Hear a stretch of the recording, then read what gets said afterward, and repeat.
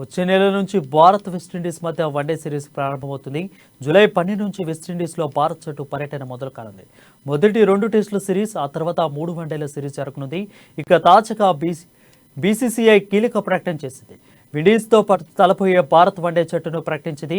One day world కప్ను దృష్టిలో పెట్టుకుని భవిష్యత్తులో జట్టు రూపకల్పన చేసే దిశగా పలువురు సీనియర్లు ప్లేయర్లకు తోడుగా యువ ఆటగాళ్లను ఎంపిక చేశారు బీఐసీసీ సెలెక్టర్లు.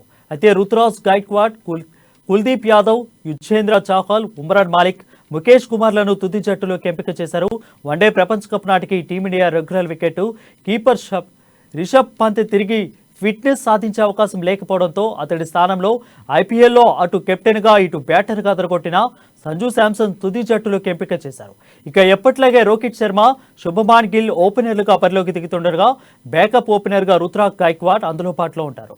అటు మిడిల్ ఆర్డర్లో విరాట్ కోహ్లీ, సూర్యకుమార్ యాదవ్, సంజు శాంసన్ బాధ్యతలు చేపట్టనుండగా ఫినిషర్లుగా ఈశాన్ కిషన్, హార్దిక్ పాండ్యా, సూర్దల్ ఠాకూర్ ఉంటారు. స్పిన్నర్లుగా రవీంద్ర జడేజా, అక్షర్ పటేల్, చాహల్, కుల్దీప్ యాదవ్ ఉండగానే ఉంటారు.